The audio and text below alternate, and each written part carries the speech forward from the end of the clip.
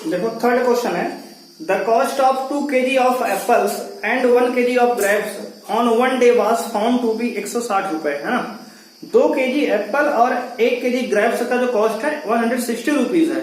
तो पहले मान लेते हैं कुछ ना कुछ कॉस्ट हो रहा होगा। तो हमने लेट किया, let the cost of 1 kg of apples be X rupees. मान लीजिए कि 1 kg एप्पल का जो कॉस्ट है एक्स रुपए है एंड कॉस्ट ऑफ, है ना, and cost of 1 kg of grapes, grapes भी वाई रुपीज। और मान लिया कि 1 kg ग्रेप्स का कॉस्ट वाई रुपए है, तो उसने अकॉर्डिंग टू कंडीशन, है ना, according to question, according to question उसने कहा, पहली कंडीशन क्या रही कि 2 kg एप्पल, यानी कि 1 kg एप्पल कॉस्ट कितना है एक्स रुपए, तो 2 kg का 2x रुपए, है ना। अगर 1 kg एप्पल कॉस्ट एक्स रुपए है तो 2 kg का 2x। और उसने क्या कहा 1 kg ऑफ ग्रेप्स यानी कि 1y इक्वल टू कितना टोटल 160 रुपए है, इसने खुद ही कहा। तो पहला इक्वेशन बन गया हमारा ये। और दूसरी बात उसने कहा the cost of 4 kg of Apple यानी कि 4x, है ना, और 2 kg ऑफ ग्रेप्स प्लस का 2y, टोटल कितना है 300 रुपीज यानी कि 300। Equation number 2। तो पहले उसने कहा कि 2 kg एप्पल 1 kg ग्रेप्स का कॉस्ट 160 रुपए है, तो इक्वेशन बन गया 2x plus 1y equal to 160। दूसरी बात उसने कहा कि 4x प्लस 2y बराबर 300 कब बना, जब उसने कहा 4 kg एप्पल 2 kg ग्रेप्स इसका कॉस्ट है 300 रुपए। तो हमारा ये रिप्रेजेंटेशन कौन सा है, ग्राफिक एल्जेब्रिक रिप्रेजेंटेशन है। ये क्या है एल्जेब्रिक रिप्रेजेंटेशन है ये। तो एल्जेब्रिक रिप्रेजेंटेशन आर ये बन गया हमारा एक ये और ये। अब बताएंगे ग्राफिकल की बात। तो बात करेंगे ग्राफिकल रिप्रेजेंटेशन की। ग्राफिकल रिप्रेजेंटेशन देखते हैं तो एक सोल्यूशन यहां निकाल लेंगे, तो ये रहा हमारा x और y, एक सोल्यूशन यहां निकाल देंगे, तो ये रहा x और y। और समझते हैं, चलो देखते हैं। तो यहां पे x की वैल्यू याद रखो। तो मान लो हमने x का रख दिया कितना, अगर x की वैल्यू हम रखते हैं यहाँ पे 0 तो y 160 आ जाएगा, है ना। तो इतना बड़ा नहीं रखते, कुछ छोटा रख लेते हैं। अगर x की वैल्यू मान लो 10 रख लिए, 10 दूना 20, अगर 20 रख लिए तो 20 दूना 40, मान लो 30 रख लिए 30 दूना 60, 50 रखे 50 दूना 100, मान लो 50 रखे x की वैल्यू। तो अगर x की वैल्यू हमने 50 रखी, दिख नहीं रहा होगा, अगर x की वैल्यू हमने 50 रख लिया तो 50 दूना 100, तो 160 में 100 घटेगा आएगा 60।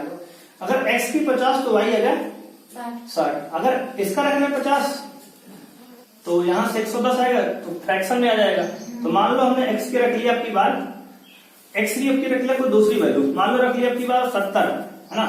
तो अगर x की रख लिया हमने 60 रख लो मान लो, तो x की रख लिया 60, तो आसपास की वैल्यू निकलेगी। तो ऐसा करते हैं कि y को सेट करते हैं। अगर y को मान लो हमने रख लिया 20, अगर मान लो y को रख लिया हमने 20, तो 160 में 20 घटे कितना आएगा 140, 140 को 2 से भाग करें कितना आएगा 70, तो y आएगा 70, है ना। इस तरीके से मतलब x आ गया 70 तो y आ गया 20। एक सोल्यूशन निकाला है इसका।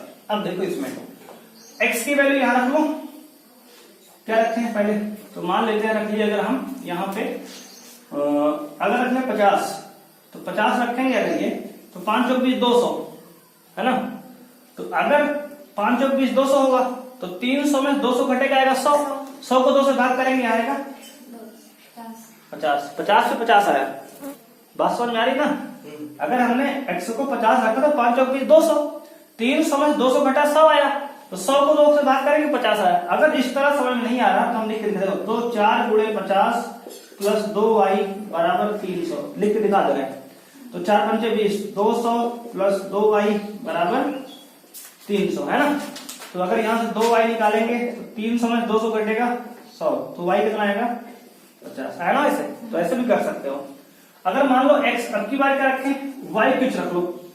अगर मान लो अब की बार x की रख लिए 100 है ना, तो 100 चौको 4 ज्यादा हो जाएगा, तो माइनस में कोई दिक्कत नहीं। अगर x की रख ले 100, x की रख ले 100, अगर हमने x की रख ली 100 वैल्यू, तो ज्यादा बड़ी वैल्यू आ रही है ना, बीच के ही कुछ लाते हैं।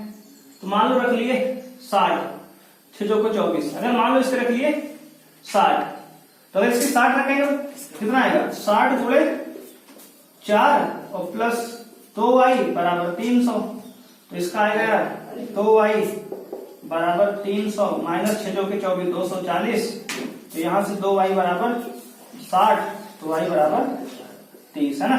तो y की वैल्यू कितनी आई, 30 आई। ये हो गया, तो हमने सोल्यूशन निकाल दिया इस तरीके से। देखो सोल्यूशन हालांकि आपका कुछ भी आए उससे कोई दिक्कत नहीं है, सोल्यूशन कुछ भी आ सकता है, लेकिन अगर कैलकुलेशन में सोल्यूशन दूर दूर की वैल्यू आई, मतलब 100 आया, 500 आ गया, तो नंबर लाइन पे दिखाने में दिक्कत आएगी ना। नंबर लाइन पे रिप्रेजेंट करने में दिक्कत आएगी। फिर नंबर हमें जो ग्राफ बनाना होगा बड़ा सा बनाना पड़ेगा। तो अगर वैल्यू पास पास की रहेगी तो ग्राफ बनाने में आसानी होगी। तो ये ग्राफ बनाए तो इस तरीके से देखो, ये x रहा, हेलो, ये y रहा, ये x डैश रहा, ये y डैश रहा।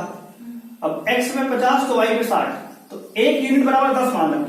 की बार 1 यूनिट बराबर 10, और इसको अपने से मानते हैं। देखो 50 60 20 है, तो 10 मानना यहाँ आसान है, तो अपने हिसाब से मानेंगे हम। तो 1 यूनिट को हमने 10 मान लिया, तो x पे 50 मतलब 5 खींचोगे, तो 10 20 30 40 50, ये 50 हो गया। y पे 60, तो 1 2 3 4 5 6 60 हो गया। 50 इंटू 60 कहाँ आएगा, ये आएगा ना।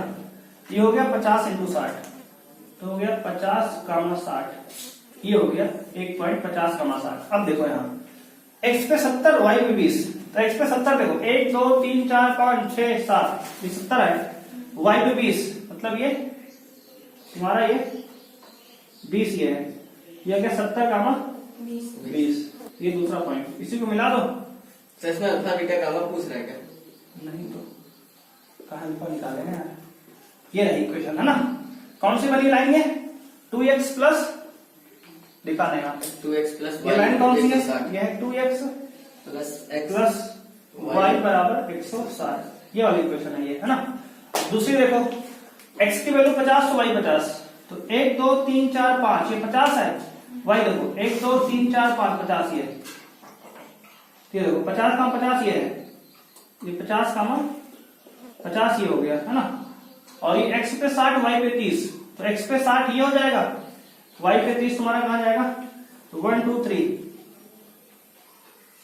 और 60 क्या है 1 2 3 4 5 6 ये आएगा है ना, यहां आएगा।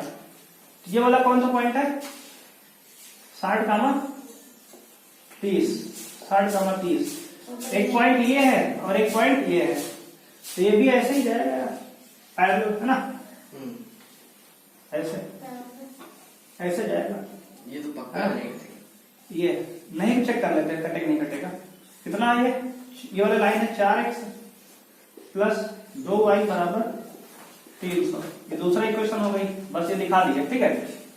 तो एक लाइन ऐसे पास हुई, दूसरी लाइन ऐसे पास हुई। अब देखो यहाँ पे इसका रेशियो देखो 1/2 1/2 160 और 130 यानी कि बराबर नहीं है, तो 100% ये पैरेलल है।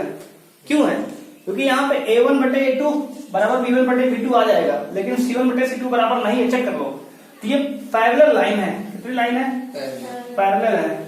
हालांकि हमें इसने पैरेलल को कहा नहीं बताओ है कि नहीं है, लेकिन हमने यहाँ पे गेस करके बता दिया, क्योंकि हमने बता दिया तो पीछे ही अगर देखो ना इससे वही सॉल्व किए, मतलब गेस कहाँ दिखाए तो मैं सॉल्व करके हम। तो a1 बटे a2 बराबर a2 b1 बटे b2 is not equal to c1 बटे c2, चेक कर लो यही आएगा यहाँ पे। और ये कैसी लाइन होती है, 10 में पढ़ के आए, 10 में तो होगी, तो ये पैरेलल होती है ना, तो ये पैरेलल हो गई। तो इस तरीके से करना है, तो हमारा एक्सरसाइज 3.1 समाप्त हुआ। ठीक है ना, कल बात करेंगे हम लोग 3.2।